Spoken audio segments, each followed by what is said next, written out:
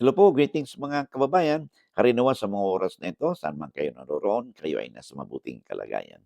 Ito pong muli sa Tony Rogelio Wong ng Batas Pinoy. Ang ating pong channel ay isa pong legal aid public service program niyong lingkod in collaboration with the Integrated Bar of the Philippines, Manila Port Chapter. Alright, marami pong salamat. Ang ating pong episode sa video ito ay may kinalaman po sa sulat po sa atin ni Judeline Sarmiento. Alright, ito may kinalaman sa napag-usapan na natin, no? Na yung tinatawag natin legal or public easement kung sakali man ang inyong lupa, no, ay marabit po sa ilog, no? Na kung saan kahit na sabihin natin na ang inyong titulo, no, ay hanggang doon sa riverbank, no, pinaka-riverbank, pinakapampang ng ilog ay subject pa rin po yan sa tinatawag natin public easement, no? Na kung saan ay kahit na kayo may-ari doon ay pinagbabawal po ang pagpapatayo ng anumang istruktura, no, aktibidades doon po sa area ng public or legal easement. Okay? At yan po ang ating bigyan daan, no, sa sulat sa atin ni Jodeline. Sabi niya dito, "Good morning, attorney. Kahit ba sa riverbank at gustong kunin ng mayor, may karapatan po ba kami o bayaran sa mga tanim namin?" Alright. So apparently 'no, itong si Judeline ay doon sa legal easement area 'no, doon sa Pangpang mula sa riverbank, ay nagtanim sila ng mga halaman 'no, because, siyempre apparently mukhang sabi ni Mayor, umalis kayo diyan 'no. Ang tanong niya ngayon, puwede ba mabayaran sila kasi nga ay pinapalis sila ni Mayor, alright? So una, tulad ng ating nasabi 'no, pinagbabawal ng batas ang pagtayo ng anumang istruktura o improvements 'no, o magtanim ka doon sa easement area 'no. Because ito po ay naka-reserve po ito 'no, naka-reserve po ito for tinatawag nating salvaging 'no, flutage 'no, at saka navigation at saka for public use 'no, at saka, for the general interest of the community. So pinagbabawal po dito. Ngayon, ano ba gaano makalayo yung easement, sakop nito? Ang minimum po niyan is 3 meters from the riverbank. So, may iba pong lugar na depende po 'no, kung ano ba yung classification niyan, kung agricultural land po yan, it could go as wide as, 20 meters 'no. Ay kung yan ay forest land o timber land, it could go as high as 60 meters 'no, yung, width po nito.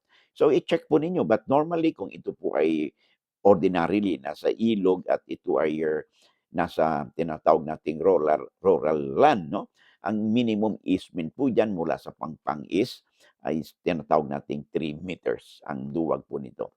'Pag sinabi kasi natin public o legal easement ay pinagbabawal po talaga ang pagpatayo po ng anumang istruktura diyan o kahit nandiyan kayo titira o kung kayo pong ang lupa ninyo ay hanggang doon sa pangpang ng ilog, yun ang titulo ninyo.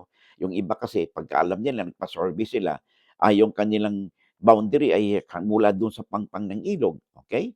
Aba'y magtatanim na sila doon kaya magbabakod sila 'no o ipagbabawal nila ang sinumang, dadaan do'n o ipapasarado nila ay bawal po 'yun 'no. Because tandaan po natin ang ating pong lupa 'no, na malapit po sa ilog 'no, o sa riverbank kung tawagin, creek man 'yan, is subject po 'yan sa tinatawag nating legal or public easement o kung saan ay hindi po tayo ito may limitation po yung ating ownership 'no.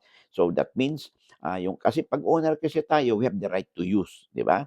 Ngayon 'pag ito ay subject sa mga public easement na 'yan, 'yan po ang limitation ng ating ownership. That means although we are the owner 'no, ay ay hindi pa rin po natin fully magagamit yung property o portion ng property na 'yan.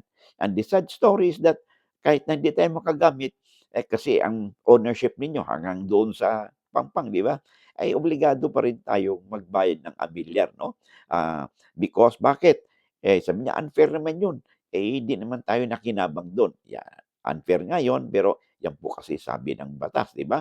At saka po sabi ng batas nga na covered 'yan sa, legal easement o public easement because that is reserved for public use or general interest po ng community 'no. Katulad ng, salvaging, floatage kasi po minsan yung river 'di ba, yung ilog po, mini-maintain po 'yan o kaya merong nagre-recreation po diyan 'no. So o kaya ay merong silang, gagawing mga project po diyan for the benefit of, the community, oh, interest po ng community. So pinagbabawal po talaga ang pag-appropriate o paggamit po niyan 'no, within the width of their easement area na ating nabanggit. Ito po.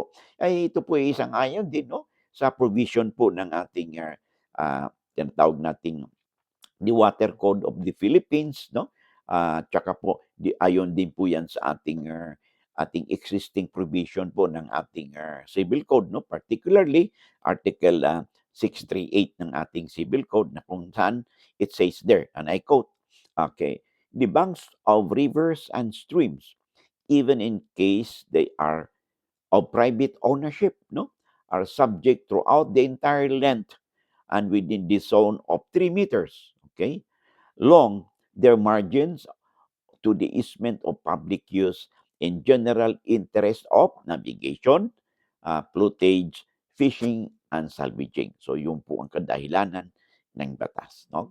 Maliwanag po yun 'no, kahit na, yung private ownership ay naka-extend yan do'n sa riverbank, ay covered pa rin po yan ng tinatawag nating, public or legal easement, and that is one of the limitations in the full enjoyment of ownership because sabi po ng batas iyan po, So, 'di ba may kasabihan po tayo, "Dora lex sed lex." Ang sabi sa Latin po 'yun 'no, "Dora lex sed lex." Ang ibig sabihin niyan, hard is the law, but that is the law. Okay? So, I hope nabigyan natin ng katugunan ang katanungan sa atin ah, ni Judeline, alright?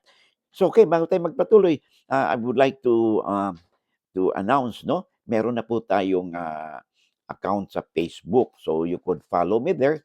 Kabubukas lang po ang account na ito and, paki-spread the good news 'no, para mapalawig pa natin ang ating mga interaction 'no, sa ating mga kababayan at, mas mabigyan tayo ng additional avenue para po masagot po ang inyong mga comments 'no, dito sa Facebook account po natin.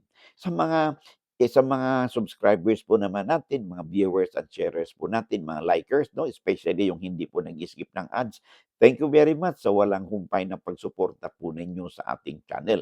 Because of your support, nabibigyan po ninyo ang inyong lingkod ng, motivation 'no, inspiration para ipagpatuloy pa natin ang ating advokasya 'no, na mai-spread out natin ang mga legal na impormasyon, kaalaman 'no, sa ating mga kababayan. They could be your friends, your, relatives, your, neighbors 'no, o kakilala ninyo upang sila din ay may, matutunan po 'no, sa ating mga pinag-usapan.